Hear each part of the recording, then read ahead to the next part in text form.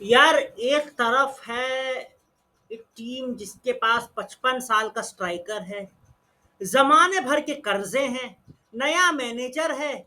और दूसरी तरफ है वो टीम जिसके पास बॉस दुनिया का बेस्ट फुटबॉल स्क्वाड है, भरमार है सुपरस्टार्स की। इतने सुपरस्टार्स है कि जिसका कोई हिसाब ही नहीं। मतलब आप मैड्रिड में जाकर पत्थर मारो और वो किसी न किसी स्टार प्लेयर को लगेगा।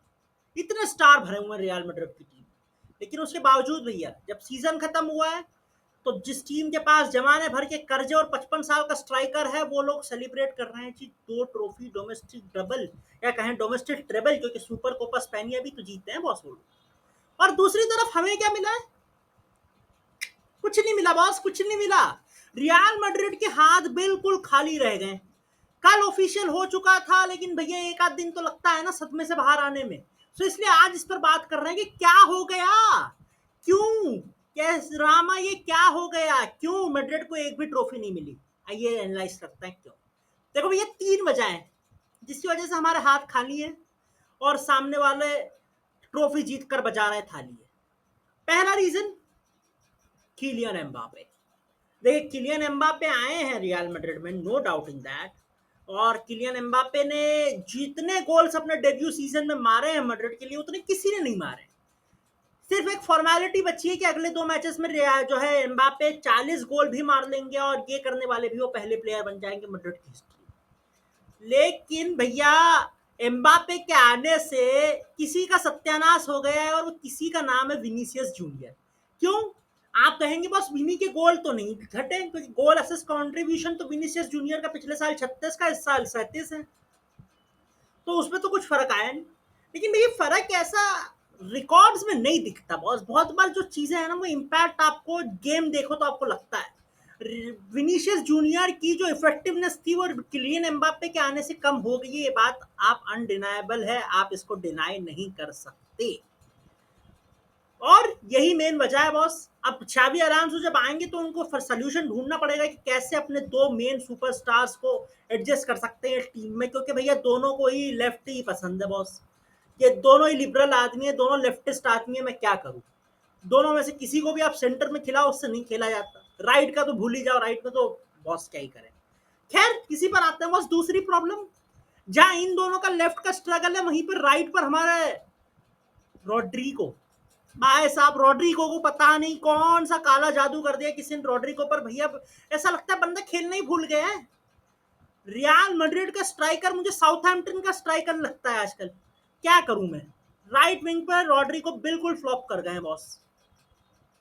और यही वजह है कि हमने शायद आर्दा कूलर को खिलाया नहीं। ये हमारी गलती हो गई कि आर्दा कूलर को अगर रोड्रिगो की जगह स्टार्टिंग में खिलाते तो शायद ज्यादा अच्छा होता। लेकिन अब क्या करें, ऐसा हुआ नहीं।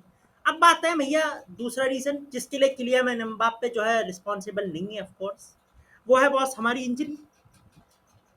मतलब कि हमारी डिफेंस में ऐसा कोई बंदा नहीं जिसको इंजरी ना हुई हो। आप देख लो बॉस किसको नहीं हुई। वास्केस को इंजरी हो गई है सीजन में, उसने मैचेस मिस किए। मिलिटाओ पूरा सीजन बाहर, कारवाहाल पूरा सीजन बाहर। उसके बाद में रोडेगर, भाई की इंजरीज कम थी जो भाई ने सत्यानाशी कर दी और वो 6 मैच का सस्पेंशन अलग ले लिया उसने, तो वो जाने ही तो। सो ऐसे में भैया कोई बंदा ऐसे इंडिया मैड्रिड की डिफेंस में नहीं रहा है जो कि पूरे सीजन के लिए अवेलेबल हो। और जब ऐसा होगा तो भैया कैसे आएगी ट्रॉफी। बंदे अवेलेबल तो चाहिए ना बॉस, भागते हुए तो चाहिए। बिना डिफेंस के क्या होगा। हमारी डिफेंस कितनी वनरेबल है अगर आपको देखना है ना तो आप देखो वेडनेसडे को जाकर मेयोरका का जो मैच था ना उसकी हाईलाइट देखो। मेयोरका का सेंटर बैक है बंदा, बंदे ने आज तक अपने करियर में सिर्फ और सिर्फ 9 गोल्स मारे। ठीक है, वो बंदा सिर्फ 12 सेकंड में अपनी पेनल्टी एरिया से मैड्रिड के पेनल्टी एरिया तक पहुंच गया, उसको किसी ने मार्क नहीं किया। उसके बाद उस बंदे ने सोचा मैं गोल मारूं कि ना मारूं। ये इतने साले माठे जैसे डिफेंस कर रहे हैं, मैं इनको क्या ही करूंगा गोल मार के, उसने सोचा। लेकिन फिर उसको लगा नहीं यार मार ही देते हैं, फिर उसने गोल मारा तसल्ली से। और उतने टाइम में कोई उसको टैकल करने नहीं आया। आप समझ लो बॉस कितना बेकार डिफेंस हो चुका है हमारा, ये इस बात का प्रूफ है। वास्केस का ये सीजन बहुत ज्यादा खराब रहा है। फर्नैंड मेंडी से ज्यादा उम्मीदें हमको करनी भी नहीं चाहिए। लेकिन उम्मीद करता है बॉस, लैन यूरो के लिए हम गए नहीं तो इसके कॉन्सिक्वेंसेस हम भुगत रहे हैं। लेकिन अब उम्मीद ये करनी है कि बॉस ट्रेंट आ रहा है तो ट्रेंट कुछ कर दे। लेकिन ट्रेंट भी जो करेगा वो अटैक में करेगा, डिफेंस में ट्रेंट क्या ही कर लेगा।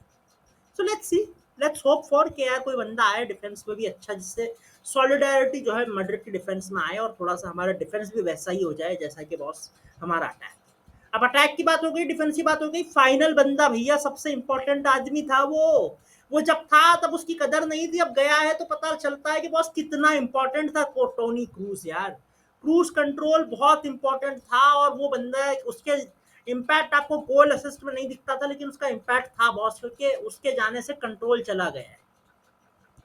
अब आपके चुआमेनी, कामाविंगा, वाल्वर्डे, बेलिंगम बहुत टैलेंटेड बंदे हैं, लेकिन बॉस मिडफील्ड में क्रूज कोई नहीं है। क्रूज कतई कोई नहीं है। क्रूज कहां से ढूंढेंगे वो मुझे नहीं पता बॉस। या तो हम टोनी क्रूज जूनियर को खिलाएं कि भैया तू ही आगे तेरे बाप की कमी पूरी कर दे, तो वैसा कुछ हो जाए तो पता नहीं यार बॉस। लेकिन अभी के लिए तो सीन ये है कि क्रूज का रिप्लेसमेंट ढूंढना पड़ेगा तो ही कुछ होगा, बिकॉज भैया क्रूज कंट्रोल मिसिंग था, उसकी वजह से भी हमने बहुत ज्यादा सफर किया है। और यही वो वजह थी कि भैया स्पेन की बेस्ट टीम, दुनिया की बेस्ट टीम रियल मैड्रिड ने इस साल एक भी ट्रॉफीज नहीं जीती। तो ये मेरे रीजंस थे बॉस।